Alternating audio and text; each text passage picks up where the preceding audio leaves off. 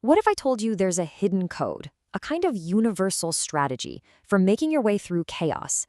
Today, we're going to explore a really deep principle that connects the quantum world, deep space, and, believe it or not, video games. It's a fundamental rule for finding your way when the path is anything but clear. So take a look at these three: a tiny droplet, a futuristic spacecraft, and a Tetris player. What on earth could they possibly have in common? I know, it sounds like the setup for a really weird joke, but the answer reveals a profound truth about how to navigate a world that's stuck somewhere between perfect order and just pure chaos. First up, let's look at this thing, a tiny droplet of oil. But this is no ordinary drop. See, when you put it on a vibrating fluid bath, it starts to walk, bouncing across the surface in a way that honestly seems like it has a mind of its own. Okay, next we have a concept for a spider leg microcraft. It's not designed to blast its way through space with massive rockets. No, the idea here is to delicately surf on the invisible currents of plasma and dust that are already out there between the planets. And finally, our third piece of the puzzle, a person trying to get through a maze. But here's the catch, right? The maze is constantly changing. Walls are appearing and disappearing just like blocks in a game of Tetris. So how do you even begin to find a path through that kind of chaos? Let's start with our walking droplet. Its secret isn't really in the droplet itself, but in the waves it creates with every single bounce. It's literally navigating on a map that it's drawing for itself as it goes. The setup is actually surprisingly simple. You've got a small oil droplet on a bath of the same fluid, and you vibrate the whole thing, just enough so the droplet doesn't sink back in. Every time it bounces, it creates a tiny wave, and this wave field is the key. It's what tells the droplet where to go next. So the real magic here is something we can call path memory. See, the waves from its past bounces, they don't just disappear right away. They kind of linger on the surface. And this transforms the fluid into a physical record of the droplet's recent history. So the droplet isn't just moving forward, it's constantly interacting with the ghost of its own past, encoded right there in those waves. And this is where it gets really mind-bending. This simple classical system, just a droplet and its waves, all following normal physics, starts to behave like a quantum particle. It actually creates interference patterns and can even tunnel through barriers, things we usually only see at the subatomic level. It's like a giant visible peek into the bizarre rules of the quantum world, all because it can remember its own path. Okay, so the droplet navigates by feeling its own past. Now let's just scale that idea way, way up. From a little fluid bath on Earth to the vacuum of deep space, where our conceptual spider-leg microcraft is facing a very similar challenge. Instead of brute force, this craft is all about finesse. It would use its legs and sensors to feel out the environment, searching for these dusty flux rails. You can think of them as invisible rivers of plasma and charged dust flowing through space. By changing its shape or its electrical charge, it could gently latch onto these rails and just be guided by them.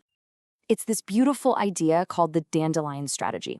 A dandelion seed doesn't have an engine, right? It just uses its clever shape to catch the wind. Well, in the very same way, this little microcraft would surf on the natural currents of space, the solar wind, the magnetic fields, using almost no energy to gently guide its path. All right, so we've seen this principle in physics and engineering. Now let's bring it right into the human mind. Imagine you're not just playing Tetris to clear lines. No, imagine you're trying to guide a little character from one side of the screen to the other, while all the blocks are falling. In this Tetris maze, the challenge isn't some static puzzle you can just solve. The environment itself is alive. You have to spot and then exploit these temporary corridors that are constantly appearing and disappearing as blocks fall and lines get cleared. It's navigation in a world of pure, flowing chaos. And this right here reveals a crucial difference in how memory can work. For the droplet, the memory is external. It's physically encoded in the waves on the fluid. But for the Tetris player, the memory's all internal. It's a complex mix of working memory, learned strategies, and just pure intuition. They're using two totally different kinds of memory to solve the exact same kind of problem. So we have a droplet, a spacecraft, and a gamer. It's finally time to reveal that hidden code connecting them all. This is where we introduce something called the Structured Noise Navigation Framework. Turns out, all three of these systems are operating in what scientists call structured noise. And you can think of it as this perfect middle ground. It's not the total chaos of static on an old TV, but it's not the perfect, predictable order of a chessboard either. It's more like the weather. It's messy and unpredictable from moment to moment, but there are underlying patterns that you can learn and use to your advantage.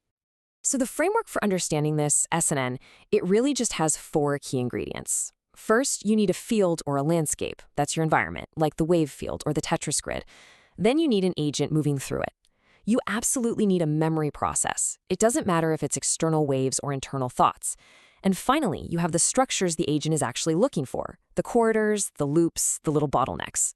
And this is where it all just clicks into place. We can map every single one of our examples onto this exact same framework.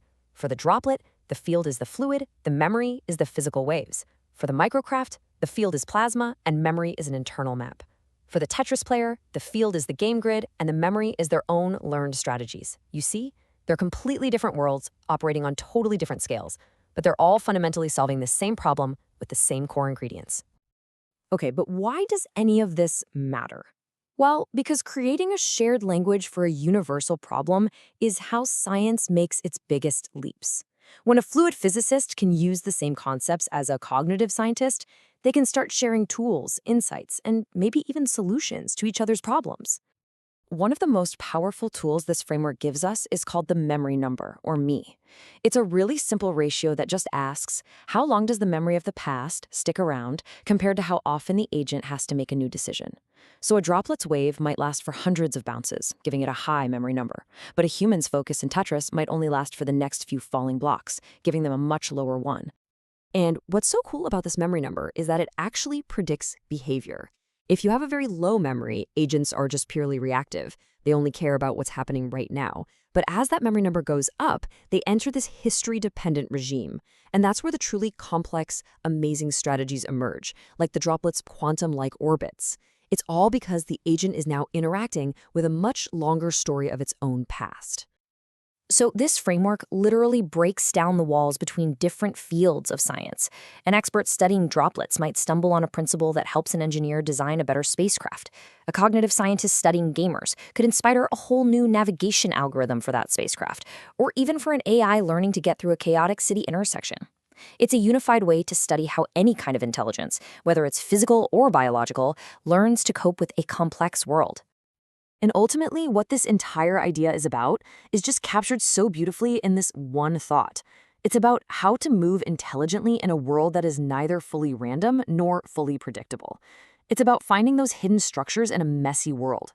It's about learning to navigate when you don't have a perfect map, which, when you stop and think about it, is what most of life is actually like.